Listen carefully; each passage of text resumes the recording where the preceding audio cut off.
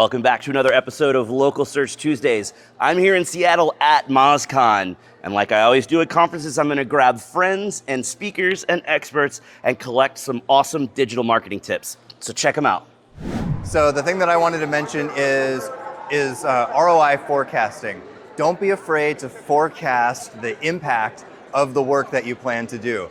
Everyone does it. It happens all around the web, all around the world, commerce, everything. So put your numbers into a presentation and state what you think you're going to get out of the work, and that will help. All right, so I'm not sure if this tip still works, but the best source of keyword research is using Google's own page. So if you type in the URL into Google AdWords, is it still called Google Ads? Google Ads. You get a bunch of keywords from Google's very own search results pages. And if that doesn't work, just use Bing's search result page for the keyword that you're trying to find. All right, awesome. Okay, so my tip is how to create a content brief in like 15 minutes or less.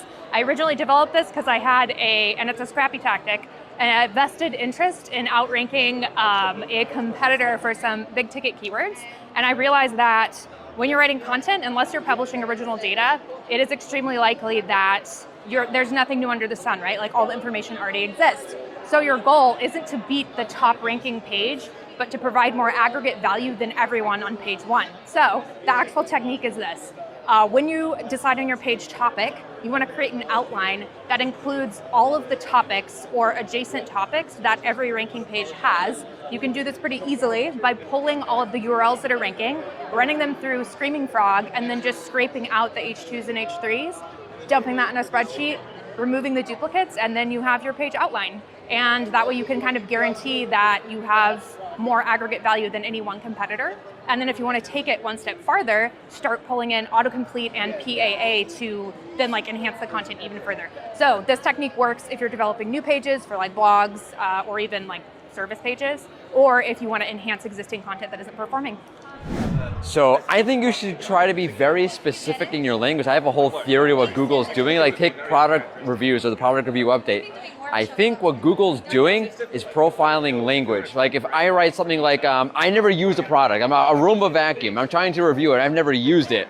The way I'm gonna write about it just by researching it without having used it, the language structure I'm going to use will be very simple. As opposed to if I actually used it, I'm gonna have a more complex language structure. For example, if I didn't use it, I would write pro, it does this, con, it doesn't do that. If I actually used it, I would write, it does this, like this, in this case. You can start modifying your language. AI, machine learning, what that basically does is create profile, it's profiling language. So it makes a lot of sense that Google's going to be, if not already able, to profile your language structure and how you go about talking about something, which is why I think, or how I think, Google is able to say that we are going to look at if you actually use the product firsthand and throw that into the algorithm because they're profiling language structure. So be careful. How you talk is going to be, if not already is, very important. I've spoken on accessibility today, so definitely my tip is going to be on accessibility.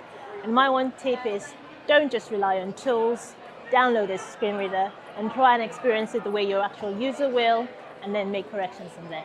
Thank you. Don't ask the user anything about themselves that can be automatically pulled in through the forms using IP data. Use an external database like a data activation platform to get all that stuff automatically. That's the tip.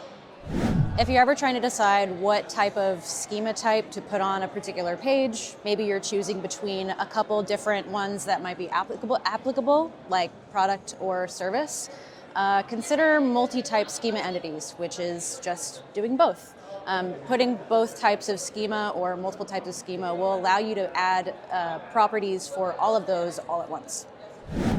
One of the things that we really love to do at Moz is communicate with our customer success team and find out what are the questions that customers are asking, what are their pain points, what are some of the biggest issues that they're having, and create specific pieces of content that address those issues, answer their questions, and that way customers can find that information and answer their questions on their own, which is great for the customers, and it also helps our customer support team and take some of the load off of that team. All right, my tip is to always have both a short-term goal and a long-term strategy. And so this can be applied to personal development or business development, but you always need to focus on that long-term strategy along with the things that are going to move the needle today and tomorrow. All right, so my tip has to do with site speed. A lot of people believe it's a very minor ranking factor.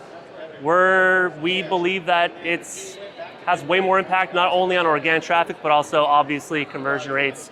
So if you're not looking at Crux data, you can create a benchmark of Crux data to see like where you should be trying to beat. Don't just worry about trying to get a green score on the Google page speed test.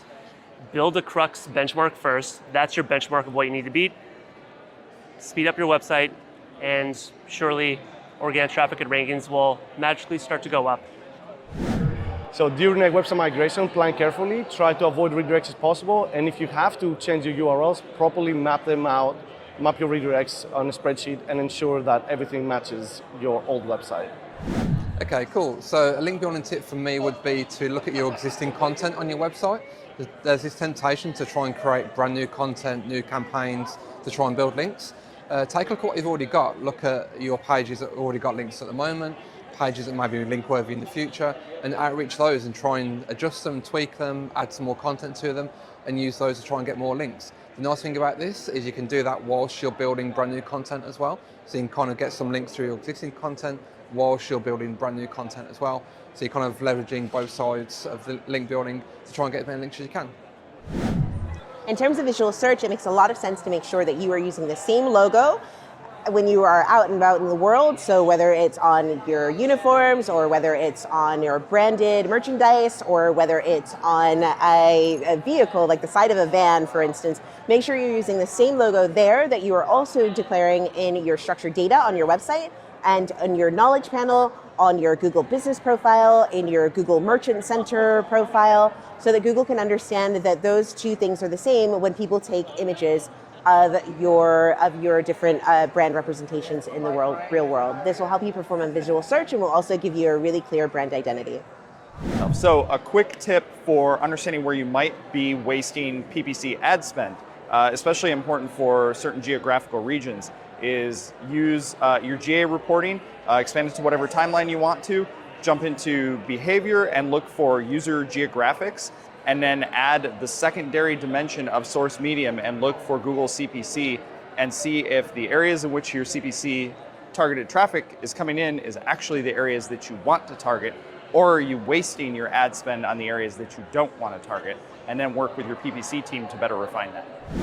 My biggest digital marketing tip for you is to create a roadshow that you can bring to your developers, your marketers, whoever in your company, that explains how valuable SEO is and what it's going to do for them and the business. And that's how you tend to get a lot of buy-in and acceptance from these different departments and orgs and leaders and whatnot that you have to work with. So my tip is about working with and managing a remote team.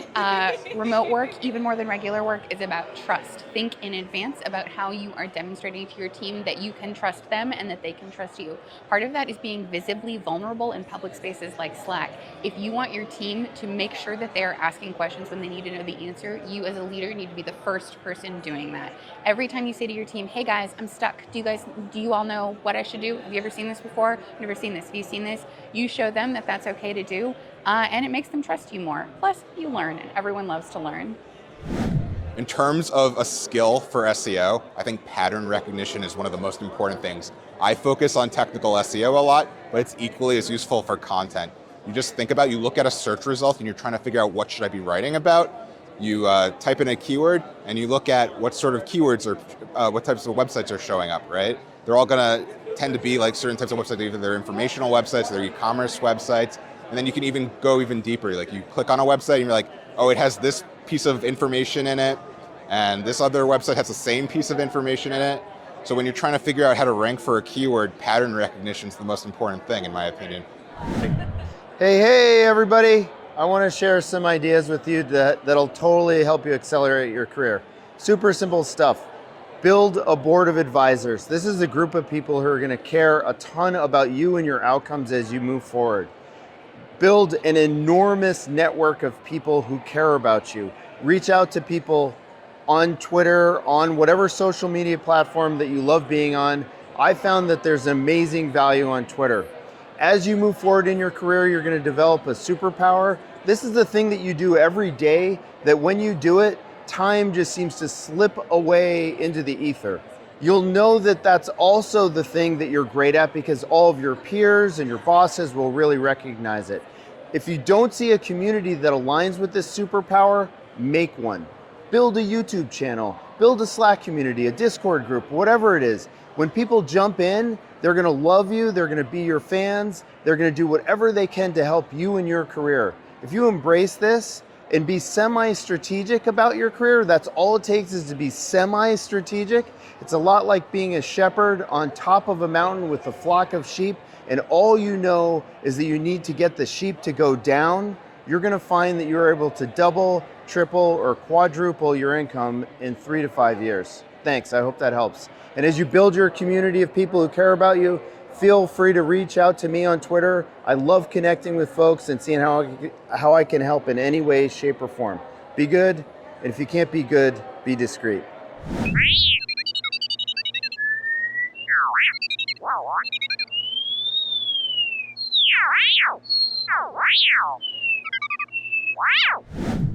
Thanks for sticking around to watch all the tips. I hope you enjoyed them, but we're out of time for this week, so you know what that means. Put your hand on the screen right here. We totally just high-fived because you learned something awesome. Thanks for watching, and we'll see you again next week for another episode of Local Search Tuesdays.